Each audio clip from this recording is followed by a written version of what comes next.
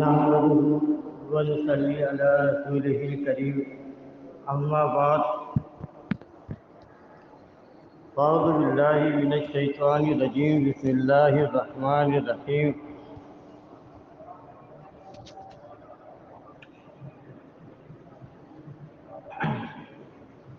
أفلا يتدبرون القرآن أم على قلوب أقفالها إن الذين ارتدوا على أدبارهم من بعد ما تبين لهم الهدى الشيطان سول لهم وأملى لهم ذلك بأنهم قالوا للذين كرهوا ما نزل الله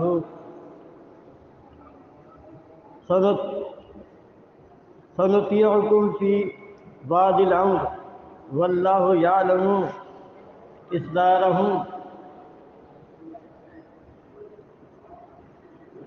فكيف إذا توفتهم الملائكة يضربون وجوههم أدبارهم ذلك بأنهم اتبعوا ما أسخط الله وكرهوا رضوانه فأحبط أعمالهم۔ یہ سورہ محمد کی آیات ہیں۔ سورہ محمد نام ہے اس سورہ کا، اور محمد یہ اللہ کے رسول، آخری رسول محمد بن عبداللہ، جن کا تعلق قریش سے، اور قریش کے سب سے زیادہ مہذب قبیلہ سمجھا جانے والا بنو ہاشم، نبی علیہ السلام بنو ہاشم قبیلے سے تعلق رکھتے تھے، تو یہ سورہ نبی علیہ السلام کے نام پر ہے۔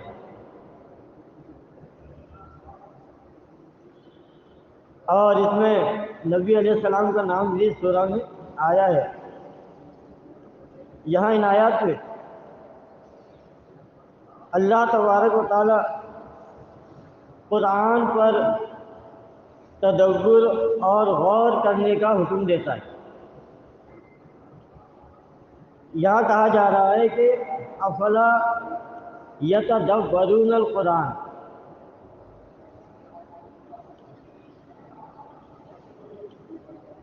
فرمایا کہ بھلا یہ لوگ قرآن میں غور کیوں نہیں کرتے، تدبر کیوں نہیں کرتے، تفکر کیوں نہیں کرتے۔ یہ قرآن یہ کوئی قصے اور کہانی کی کتاب نہیں، نہ کوئی لطیفے کی کتاب ہے، نہ اس کے اندر پہیلیاں ہیں، نہ اس میں دل کو بہلانے کا کوئی سامان ہے۔ صاف اور سیدھی باتیں اس قرآن میں اللہ تبارک و تعالیٰ نے بیان کی ہیں۔ تو فرمایا جا رہا ہے کہ بھلا یہ لوگ جنہیں اللہ نے عقل دیا، شعور دیا، سمجھ بوجھ عطا کی، سوچنے سمجھنے کی صلاحیت عطا کی، پھر کیا بات ہے کہ یہ قرآن میں غور نہیں کرتے؟ جب ان کے سامنے قرآن پڑھا جاتا ہے تو یہ اندھے اور بہرے ہو جاتے ہیں، ان میں ذرا بھی عقل و شعور سے کام نہیں لیتے کہ یہ اللہ کا کلام ہے، ہمیں اس میں تدبر کرنا ہے، غور کرنا ہے۔ اللہ نے اس قرآن کے ذریعے ہمیں کیا میسج دیا ہے، کیا پیغام دیا جا رہا ہے اللہ کی طرف سے اس قرآن کے ذریعے سے۔ کیونکہ یہ قرآن اللہ تبارک و تعالیٰ نے انسانوں کے لیے نازل کیا ہے، اور اس میں انسانوں کی ہدایت کا سامان ہے۔ اور یہ واضح کر دیا گیا تھا جب انسان کو زمین پر بھیجا گیا، زمین پہ بھیجنے کے بعد اللہ تبارک و تعالیٰ نے آدم کو اس بات کی تلقین کی کہ آدم جاؤ اب زمین میں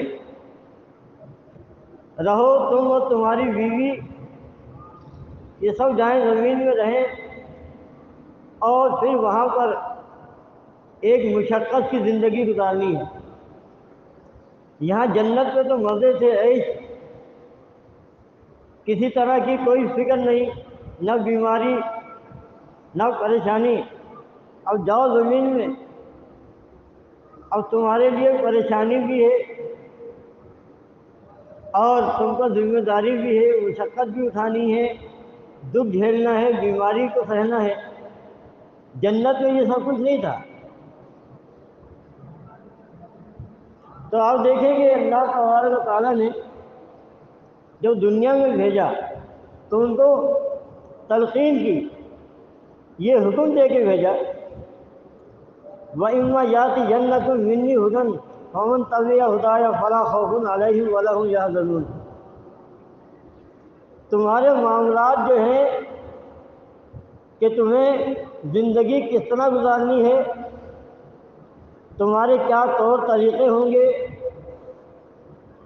کس کی بات مانو گے، کس کا حکم مانو گے، کس کی اتباع کرو گے، تو اللہ نے صاف کہہ دیا جب تمہارے پاس میری طرف سے ہدایت کی باتیں آئیں،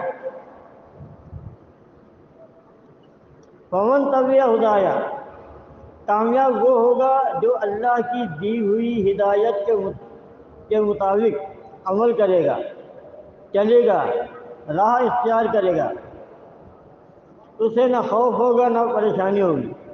یہ تو اللہ نے واضح کر دیا تھا کہ زمین پہ جانے کے بعد تم اللہ کی ہدایت کے منتظر رہو گے، جب کبھی اللہ کی طرف سے ہدایت آئے تو اس کی پیروی کرو گے۔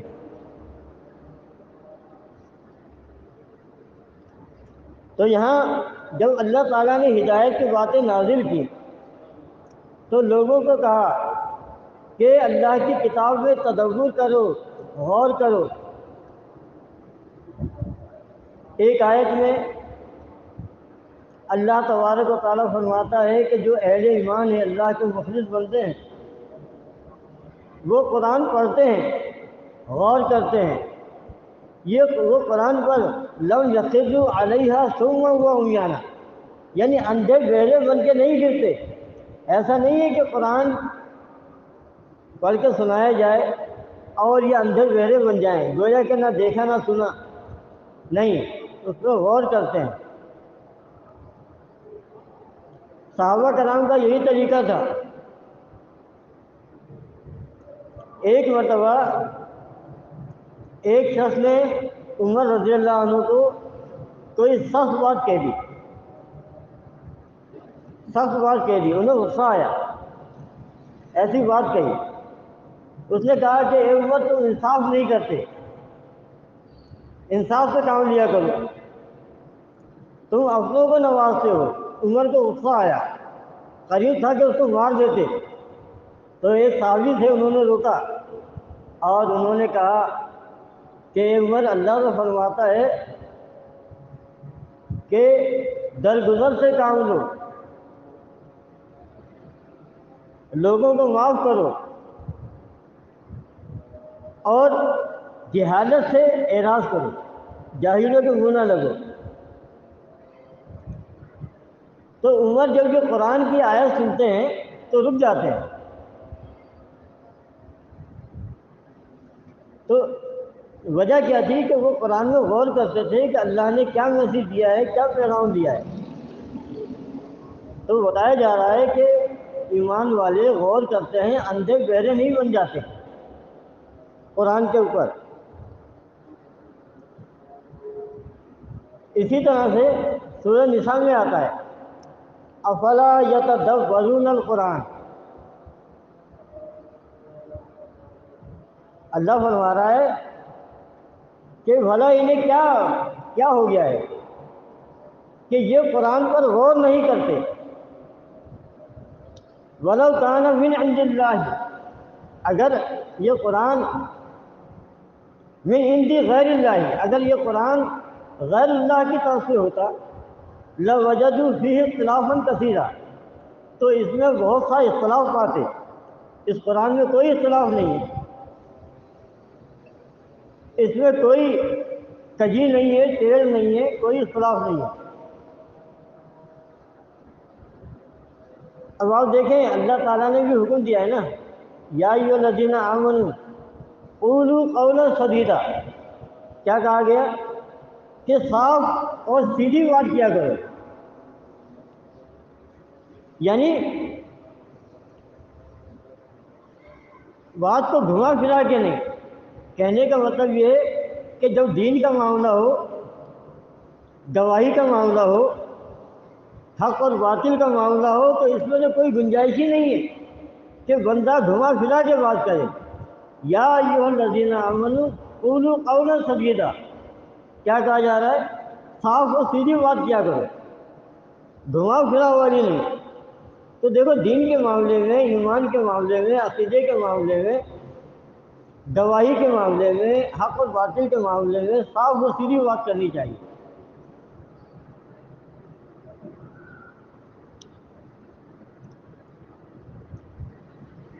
تو کہا گیا کہ اے ایمان والو قولوا قولا سدیدا یغفر لکم ذنوبکم، اللہ تبارک و تعالیٰ تمہارے گناہ معاف کر دے گا۔ وَمَن یُطِعِ اللَّهَ وَرَسُولَهُ فَقَدْ فَازَ فَوْزًا عَظِیمًا، جو بھی اللہ اس کے رسول کی اطاعت کرے گا اس نے بڑی کامیابی حاصل کی۔ اب آپ دیکھیں پچھلے جمعے میں نے یہ کہا تھا کہ دین جو ہے بہت آسان ہے، الدین و یسر، دین میں کوئی مشکل نہیں، پیچیدگی نہیں ہے، خاص طور پہ عقیدے کے معاملات، حق اور باطل کے معاملات، حلت اور حرمت کے معاملات، اصول کے معاملات، احکامات، اس میں کوئی ٹیڑھ نہیں ہے، کوئی الجھن نہیں ہے، کوئی پریشانی نہیں ہے۔ دیکھیں قرآن کے اندر محکم آیات بھی ہیں، متشابہ بھی ہیں۔ اب دونوں ہیں۔ قرآن کے اندر مثال دے کے بھی باتیں بیان کی گئی ہیں اور دیگر معاملات بھی ہیں، لیکن قرآن کے اندر جب اللہ تعالیٰ کوئی حکم نازل کرتا ہے، حکم دیتا ہے، کسی کام کرنے کا حکم دیتا ہے، کوئی فیصلہ نافذ کرتا ہے، تو وہ آیتیں جو ہیں وہ متشابہ نہیں ہوتی، صاف ستھری ہوتی ہیں، آسان ہوتی ہیں، صاف ستھری ہوتی ہیں، آسان ہوتی ہیں، ان میں کوئی وہ نہیں ہوتا۔ یہ دھوکہ دیتے ہیں نا، اگر قرآن کی کوئی دلیل پیش کرو تو کہتے ہیں کہ ایسا تو قرآن میں یہ بھی آ رہا ہے، یہ بھی آ رہا ہے۔ قرآن میں آ رہا ہے لیکن وہ حلت اور حرمت کے معاملے میں نہیں ہے، وہ عقائد کے معاملے میں نہیں ہے، وہ اصول میں نہیں ہے، اللہ کے احکامات میں نہیں ہے۔ مثال کے طور پہ جب اللہ حکم نازل کرتا ہے تو کیا کہتا ہے؟ اقیموا الصلاۃ، صلاۃ قائم کرو۔ اب یہ ذو معنی نہیں ہے، یہ متشابہ نہیں ہے، صاف ہے بالکل کہ صلاۃ قائم کرو۔ تو حکم جو ہے متشابہ نہیں ہوتا، صاف ستھرا ہوتا ہے، سیدھا اور آسان ہوتا ہے۔ قرآن کا یہی انداز ہے، جہاں جہاں اللہ نے احکامات دیے ہیں وہ بالکل صاف ستھرے ہیں۔ تو اللہ تعالیٰ کہتا ہے افلا یتدبرون القرآن، تم قرآن میں غور کیوں نہیں کرتے؟ دوسری بات یہ ہے کہ جب قرآن سے کوئی مسئلہ اخذ کیا جاتا ہے، کوئی عقیدہ نکالا جاتا ہے، لیا جاتا ہے، حلت اور حرمت کے معاملے میں جب دیکھا جاتا ہے تو پھر ایسا نہیں ہوتا کہ قرآن کی ایک آیت لے کے بیٹھ جائیں۔ یہ اکثر لوگ سوال کرتے ہیں، یا ایک حدیث لے کے بیٹھ جائیں۔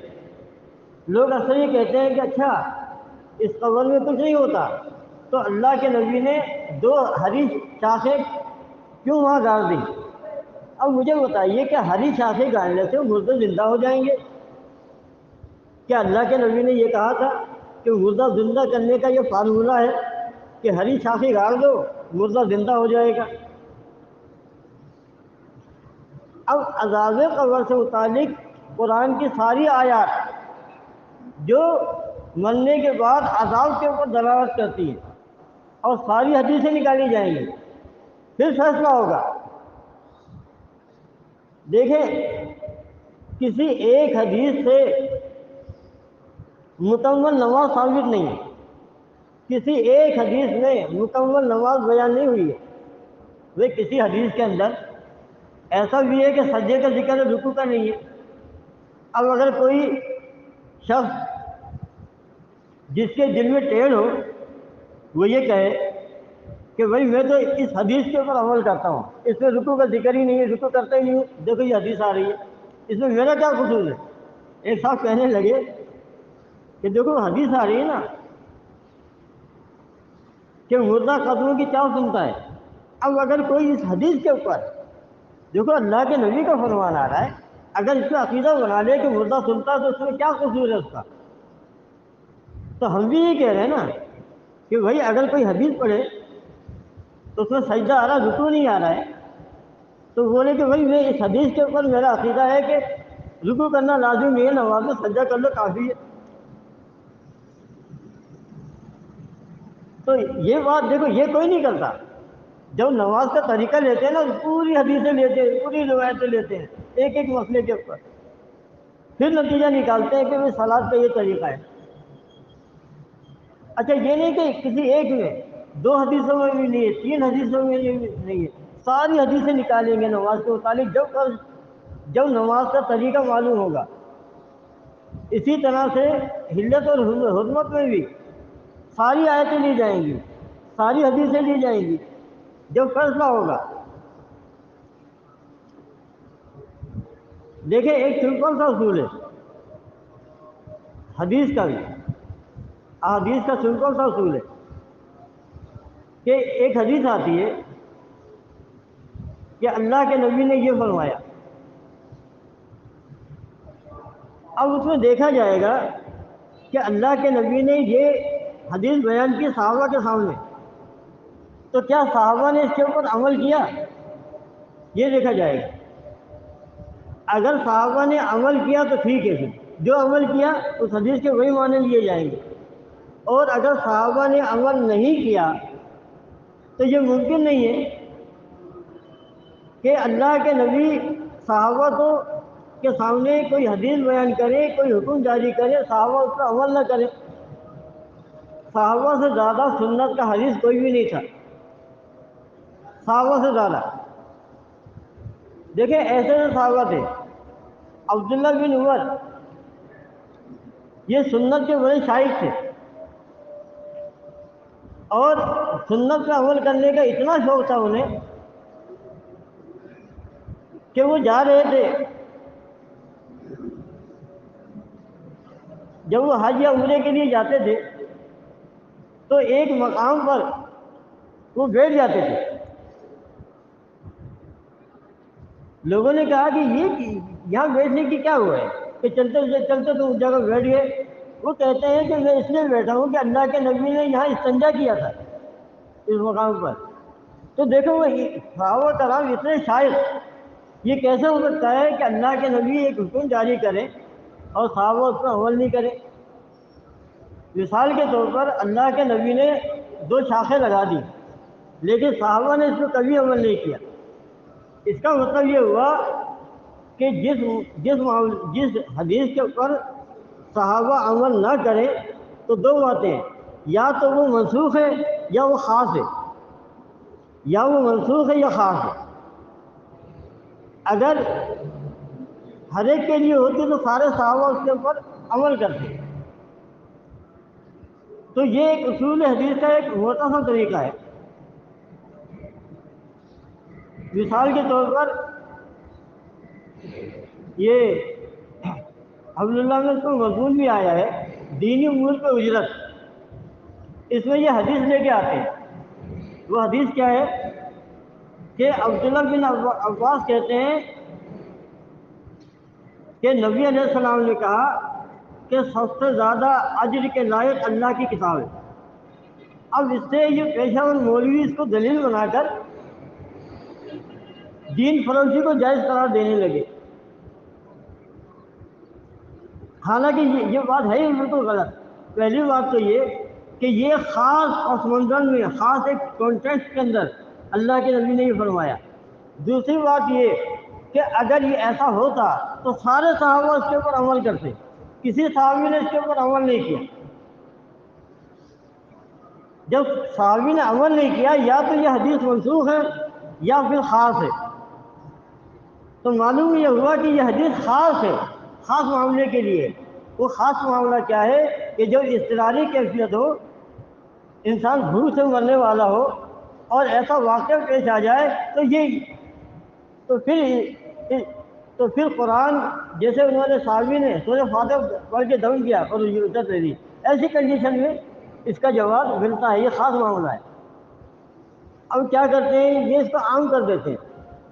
عام کرنے کے بعد تو دیکھیں، صحیح تدبر اور تفکر نہ ہونے کی وجہ سے بھی گمراہی آ جاتی ہے۔ لوگ بخاری کی یہ حدیث پڑھتے ہیں کہ مردہ قدموں کی چاؤ سنتا ہے اور اس کے اوپر عقیدہ بنا لیتے ہیں، قرآن کو چھوڑ دیتے ہیں، دیگر احادیث کو چھوڑ دیتے ہیں۔ ایسا نہیں ہے۔ کسی بھی مسئلے کے لیے تمام آیات اور تمام احادیث کو لیا جائے گا، دیکھا جائے گا۔ اب معاملہ دیکھیں کہ تاریخ دیکھیں، اسلامی تاریخ میں بڑے بڑے لوگ گزرے ہیں۔ ایک فرقہ گزرا ہے جو ظاہری کہلاتا ہے، ان کا نام ہے داؤد ظاہری۔ تو وہ فقہ کے بڑے خلاف تھے، قیاس اور رائے کے بڑے خلاف تھے، کہ وہ کہتے تھے حدیث کا ظاہر لیا جائے گا اور ظاہر پر فیصلہ کیا جائے گا۔ وہ اتنے متشدد تھے کہ حدیث میں آتا ہے کہ ٹھہرے ہوئے پانی اگر ٹھہرا ہوا ہو تو اس میں اللہ کے نبی نے منع کیا کہ اس کے اندر پیشاب پاخانہ نہ کرو ٹھہرے ہوئے پانی میں۔ کیوں؟ تو پانی جو ہے وہ ناپاک ہو جائے گا، منع کیا گیا۔ اب وہ داؤد ظاہری کیا کہتا ہے، یہ حدیث کے ظاہر کو لیتے ہیں۔ کیا لیتے ہیں؟ ظاہر کو لیتے ہیں۔ وہ کہتے ہیں کہ وہ حدیث میں یہ آ رہا ہے کہ ٹھہرے ہوئے پانی میں پیشاب پخانا نہ کرو، ٹھیک ہے، لیکن اگر کوئی شخص برتن میں پیشاب کر کے ٹھہرے ہوئے پانی میں ڈال دے تو پانی ناپاک نہیں ہوگا، کیونکہ اللہ کے نبی نے یہ نہیں کہا کہ کسی برتن میں پیشاب کر کے ڈال دیں کہ پانی نہ ڈالو، بلکہ یہ کہا کہ اس میں پیشاب نہ کرو۔ اب دیکھیں بات اللہ کے نبی کیا کہنا چاہ رہے ہیں کہ پانی ناپاک ہو جائے گا، لیکن وہ ظاہر الفاظ سے کیا لے رہے ہیں کہ پیشاب کرنے سے منع کیا گیا ہے، لیکن اگر برتن میں پیشاب کر کے اس پانی میں ڈال دیا جائے ٹھہرے ہوئے پانی میں تو پانی ناپاک نہیں ہوگا۔ یہ کہلاتے ہیں ظاہری۔ اچھا، یہی بیماری ان کو بھی ہے، جو اس قبر میں عذاب مانتے ہیں نا، یہی بیماری ان کو بھی ہے۔ یہ کہتے ہیں ہم ظاہر کو لے لیں، وہ ہم کہتے ہیں وہ ظاہر کو لیتے ہو تو سارا جھگڑا ختم۔ اس مردہ لاش کے اندر قبر میں روح اٹھا دو، ثابت کر دو، سارا جھگڑا ختم۔ بھائی اگر روح بھی یہی ہے، جسم بھی یہی ہے، تو عذاب بھی یہی ہے۔ تو وہ کہتے ہیں نہیں، ہم تو حدیث کے ظاہر کو لے رہے ہیں۔ اب دیکھیں ظاہر کا مسئلہ کیا ہے۔ اب یہ ظاہری لوگ کیا کہتے ہیں، اللہ تعالیٰ نے قرآن میں منع کیا ہے، قرآن میں منع کیا ہے کہ ماں باپ کی اطاعت کرو جب وہ تمہارے سامنے بڑھاپے کو پہنچ جائیں تو انہیں اف تک نہ کہو، اور ان کے لیے دعا کرو کہ اے اللہ جس طرح انہوں نے مجھے بچپن میں پالا، اللہ تعالیٰ تو بھی ان پر رحم فرما۔ تو داؤد ظاہری کیا کہتا ہے، ظاہری الفاظ لیتا ہے نا، وہ کہتا ہے کہ ہم اس میں سے مسائل نہیں لیں گے، ہم اس کو غور نہیں کریں گے۔ وہ تدبر قرآن میں حدیث میں تدبر کے خلاف تھے، تو وہ یہ کہتا ہے کہ دیکھو قرآن میں جتنا آ رہا ہے اتنا ہی مانیں گے، اس سے آگے نہیں جائیں گے۔ اب قرآن میں اللہ تعالیٰ کہتا ہے ماں باپ تمہارے سامنے بڑھاپے کو آ جائیں تو ان کو جھڑکنا نہیں ہے، اس تک نہیں کرنا ہے۔ وہ کہتے ہیں بالکل قرآن کے مطابق ماں باپ بوڑھے ہو جائیں، نہ ان کو جھڑکنا ہے نہ اس تک کرنا ہے، لیکن اللہ نے ماننے سے منع نہیں کیا۔ وہ کہتے ہیں ماں باپ کو مارا جا سکتا ہے، قرآن منع تھوڑی کر رہا ہے۔ ان سے کہا کہ بھائی جو اللہ نے ڈانٹنے سے منع کیا تو ماننے سے کہہ رہے نہیں، ہم تو ظاہر ہی لیں گے۔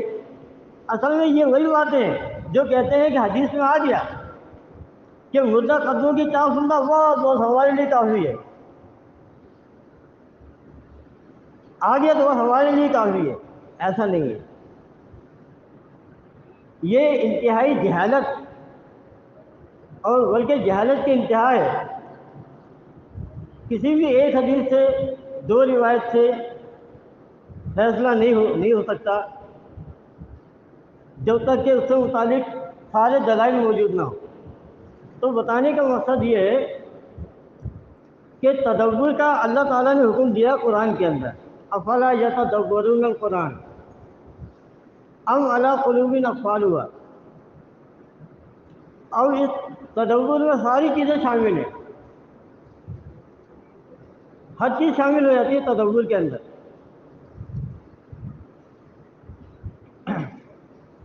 تو اگر قرآن و حدیث میں تدبر نہیں کریں گے تو کیا ہوگا؟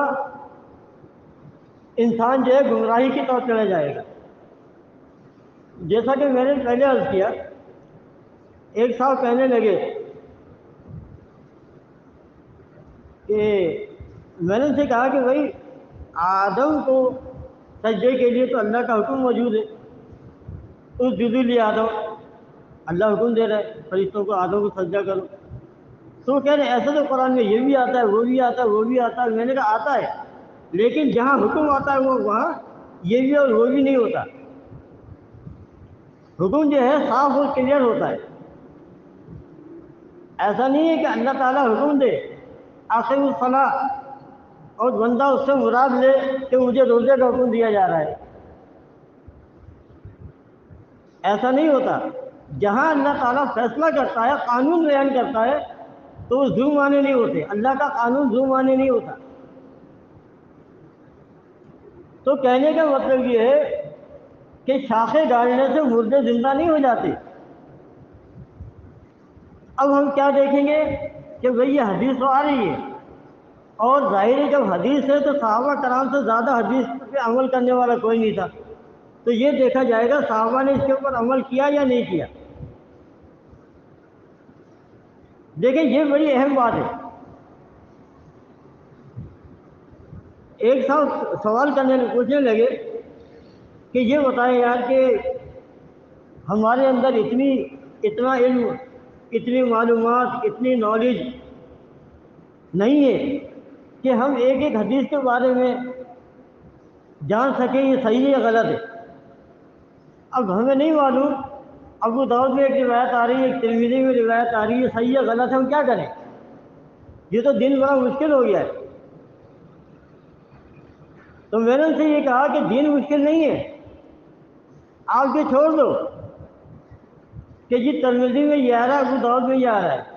میں نے کہا جو نبی علیہ السلام کی سنت جنہیں آپ جانتے ہو، جن کے اوپر عمل کرتے ہو، جس کو جانتے ہو، جو معروف نبی کی سنتیں، وہ حدیثیں جنہیں آپ جانتے ہو، تو کیا آپ نے ان پہ عمل کر لیا؟ کہنے لگا نہیں۔ تو میں نے بولا جو معروف ہے جنہیں جانتے ہو پہلے ان پہ عمل کرو، پہلے ان پہ عمل کیا جائے۔ مثال کے طور پہ یہ 5 وقت کی نماز ہے۔ اب 5 وقت کی نماز کے لیے آپ کو حدیث کو چھانٹنے کی ضرورت نہیں پڑے گی، اس لیے کہ صحابہ کرام کے دور سے آج تک 5 وقت کی نماز چلی آ رہی ہے، ہر بندہ جانتا ہے۔ اگر کوئی یہ نہیں جانتا کہ حدیث کیا ہے، اس کو بھی پتا ہے کہ 5 وقت کی نماز ہے۔ یعنی وہ باتیں جو عوام میں معروف ہیں، جس کے اوپر عمل ہو رہا ہے، اس کے اوپر بندہ آنکھ بند کر کے عمل کرتا ہے. وہ یہ ضروری نہیں سمجھتا کہ میں حدیث کی کتابیں کھول کے دیکھوں کہ کس حدیث میں آ رہا ہے 5 وقت کی نماز ہے. نہیں، وہ دیکھ رہا ہے کہ یہ سلسلہ چلا آ رہا ہے، 5 وقت کی اذان ہے، 5 وقت کی نماز ہے، حج کا معاملہ ہے، روزہ ہے. کیا ہر بندے نے ساری حدیثیں پڑھی ہیں روزہ سے متعلق؟ نہیں پڑھی ہوتی. لیکن یہ پتا ہے کہ بھائی رمضان کے مہینے میں روزہ رکھا جاتا ہے. اس کو کہتے ہیں معروف سنتیں، سنت ثابتہ، سنت جاریہ. اس میں سند ونت کی بحث نہیں ہوتی. جو عمل صحابہ کرام سے چلا آ رہا ہے اس کے اوپر سند کی بحث نہیں ہوتی، اس کو بلا سند مانا جاتا ہے. اگر سند کی بحث ہر ایک کے لیے لازم ہو تو بندہ کہاں جائے گا؟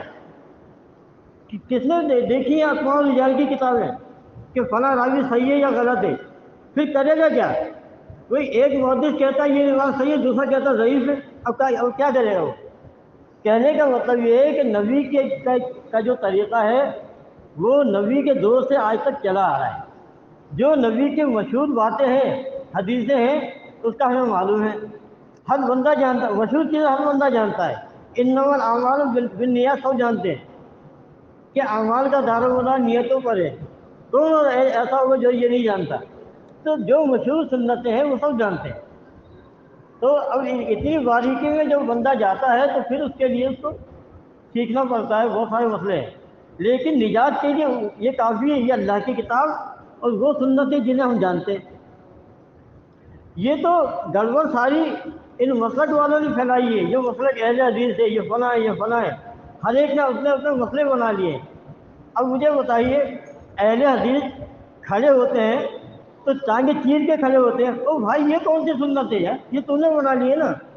اگر یہ واقعی نبی کی سنت ہوتی تو ایک ایک صحابی ٹانگیں چیر کے کھڑا ہوتا. صحابی بھی ایسے ہی کرتے، تابعین بھی ایسے ہی کرتے، ہر ایک ایسے ہی کرتا. اب انہوں نے کیا کیا؟ ایک روایت پکڑی، اس کے اوپر دین بنا لیا. اب ایک روایت بدیع الراجی کو ملی، اس نے ایک نئے دین بنا دیا کہ جی رکوع سے اٹھنے کے بعد ہاتھ باندھنا ہے. اب دیکھیں دوسرے نہیں باندھتے، وہ باندھتے ہیں. ایک پیچیدہ بنا دیا نا دین تو سہل ہے، آسان ہے نا، مشکل بنا دیا. زبیر علی ضعیف وہ ایک نئی چیز لے آیا. وہی سجدہ کرتے ہیں، سجدے میں دونوں ٹانگیں گھٹنے الگ الگ ہوتے ہیں نا. وہ کہیں سے روایت نکال کے لے آیا اور کہتا ہے کہ جی سجدے میں گھٹنے ٹانگیں ملی ہونی چاہیے. یہ کون سا دین ہے؟ وہ بھائی دین تو وہ ہے، سنت تو وہ ہے جو نبی کے دور سے آج تک چلی آ رہی ہے، چلی آ رہی ہے، یہ سنت ہے. اب مثال کے طور پر یہ سب جانتے ہیں کہ روح کے بغیر زندگی نہیں اور روح نکلنے کے بعد موت ہے. یہ جتنے جاندار ہیں نا، انسان، حیوان، پرندے، یہ سب ذی روح کہلاتے ہیں. ان کے اندر روح ہوگی تو زندہ ہے، روح نہیں ہوگی تو زندگی نہیں ہے. یہ سیدھی سی اصولی بات ہے. اب اس کو ایسا دھواں دیا گیا ہے، ایسا پھینک دیا گیا ہے کہ مردوں کو زندہ کر دیا گیا ہے. وہ بھائی کیسے زندہ ہو جائیں گے؟ روح تو نکل گئی. سمپل سے معاملے کو، اور مردے کو مردہ سمجھا گیا ہو. کبھی آپ یہ بتائیے کہ دنیا میں کوئی ایسا کیس رجسٹر نہیں ہوا کہ جس میں یہ کہا گیا ہو کہ فلاں شخص جو قتل ہوا تھا وہ فلاں مردے نے قتل کیا قبر سے نکل کے. کوئی دنیا میں ایسا کیس رجسٹر نہیں ہوا. کون مانے گا اس بات کو؟ بھائی ایک آدمی مر گیا، اب یہ لوگ یہ دعویٰ کریں کہ نہیں جی اس کو مردے نے مارا ہے قبر سے نکل کے. کون مانے گا اس کو؟ عقلی طور پر بھی نہیں مانی جاتی نا. دین جو ہے وہ شعور اور عقل کے خلاف نہیں ہے. ہم نے جو اللہ کی وحدانیت کو جانا ہے، کیسے جانا ہے؟ اس کائنات کو دیکھ کے جانا ہے. اللہ کو نہیں دیکھا، لیکن زمین آسمان کا جو نظام چل رہا ہے یہ بتاتا ہے کہ اس کو چلانے والی ذات ایک ہے، اللہ کی. یہ ہمارا عقل بتاتی ہے، شعور بتاتا ہے. مجھے بتائیے کبھی ایسا ہوتا ہے کہ سورج طلوع ہونے میں دیر لگا دے، غروب ہونے میں دیر لگا دے؟ کبھی ایسا نہیں ہوتا. ایک لمحے کا بھی فرق نہیں ہوتا. یہ کون چلا رہا ہے سسٹم؟ یہ ہماری عقل مانتی ہے کہ یہ ہونا چل نہیں سکتا تھا. تو دین جو ہے وہ شعور کا نام ہے. دین کے جو احکامات ہیں وہ شعوری ہیں، غیر شعوری نہیں ہے. لیکن آپ دیکھیں کیا سے کیا بنا دیا. اب 10 روایتیں آ جائیں کہ مردہ سنتا ہے، نہیں مانا جائے گا. ساری قرآن کی آیتوں کو نکالا جائے گا، ساری حدیثوں کو لیا جائے گا، پھر اس کا نتیجہ نکالا جائے گا. اور ایک اصولی بات تو یہ ہے کہ اللہ کا قانون دیکھیں، کوئی بھی حدیث اللہ کے قانون کے خلاف نہیں لی جائے گی کہ جس سے اللہ کا قانون ٹوٹتا ہو، ختم ہوتا ہو. قانون ختم ہونے والی چیز نہیں ہے. قانون یہ ہے کہ مرنے کے بعد زندگی قیامت کے دن ہے. یہ قانون ہے. یہ قانون نہیں ٹوٹے گا. اگر ٹوٹے گا تو وہ معجزہ ہوگا، خاص معاملہ ہوگا، قانون نہیں ہوگا.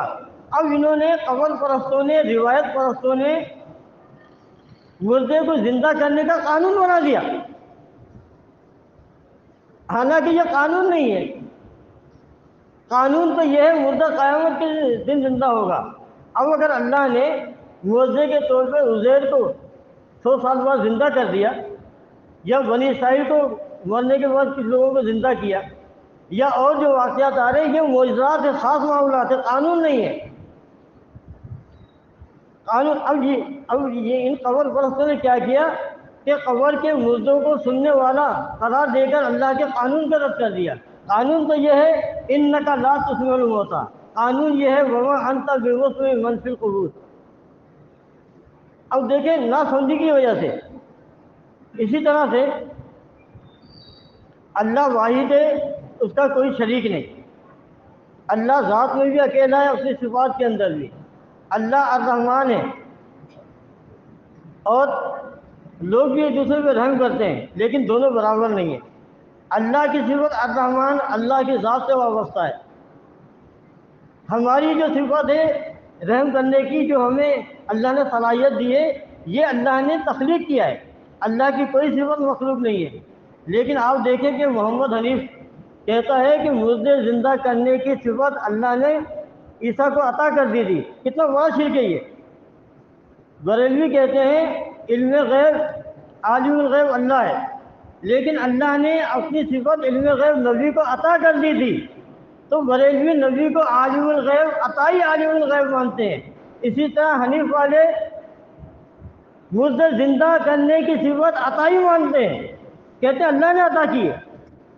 اب اللہ تو کہتا ہے کہ اس کی ذات و صفات میں کوئی شریک نہیں. وہ اللہ بھی اکیلا ہے تو الرحمن بھی اکیلا ہے. اللہ اکیلا ہے، الرحمن الرحیم اپنی صفت میں بھی اکیلا ہے. اللہ اکیلا ہے تو وہ اکیلا ذاتا ہے، کوئی اور ذاتا نہیں، اس کی صفت میں شریک نہیں ہے. صاف بات ہے نا، سیدھی سی بات یہ. اب حنیف نے کیا کیا؟ شریک کر دیا. جب صفت میں شریک کر دیا تو پھر یہ اللہ کے مخلوق جو ہے، یہ علی اجمیری داتا بھی ہو سکتا ہے. جب اللہ صفت عطا کر دیتا ہے تو پھر وہ داتا بھی بن سکتا ہے. عبد القادر جیلانی غوث الاعظم بھی بن جائے گا. تو اللہ اپنی صفت کسی کو عطا نہیں کرتا. دیکھیں یہ ساری باتیں قرآن سے نہ واقفیت کی بنیاد پر، قرآن میں غور نہ کرنے کی وجہ سے یہ سارے معاملات پیش آئے ہیں. تو اللہ تعالیٰ نے ہمیں قرآن میں غور کرنے کا حکم دیا ہے. افلا یتدبرون القرآن. تم قرآن میں غور کیوں نہیں کرتے؟ ام علی قلوب اقفالها. کیا تمہارے دلوں میں تالے پڑے ہوئے ہیں؟ تو دیکھیں غور کرنا ہے ہمیں. کوئی بھی مسئلہ ہو کسی بھی نوعیت کا، قرآن اور اس سے متعلق جو احادیث آ رہی دونوں کو سامنے رکھا جائے گا، پھر فیصلہ کیا جائے گا، پھر نتیجہ نکالا جائے گا. اس میں بندہ کبھی گمراہ نہیں ہوگا. لیکن جب کوئی بندہ یہ کہے کہ میں تو یہ حدیث آ گئی من قال لا الہ الا اللہ دخل الجنہ، وہ کہتا ہے جی اس حدیث کے مطابق میں اس کو مانتا ہوں کہ اللہ کے سوا کوئی الہ نہیں، لیکن اس حدیث میں یہ تو نہیں آ رہا کہ محمد پہ ایمان لاؤ، قرآن پر ایمان لاؤ. میں اس حدیث کے مطابق عقیدہ بناتا ہوں، باقی نہیں مانتا. یعنی کوئی یہ کہے حدیث کے مطابق میرا عقیدہ ہے کہ جو لا الہ الا اللہ کہے گا جنت میں داخل ہو جائے گا۔ اب وہ یہ کہنا میں محمد کو مانتا ہوں، نہ قرآن کو، نہ قیامت کو، نہ آخرت کو، نہ فرشتوں کو، کیا وہ جنت میں چلا جائے گا؟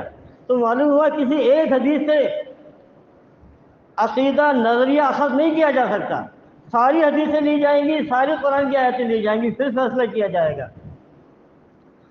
اقول قولی ھذا واستغفر اللہ لی ولکم ولسائر المؤمنین۔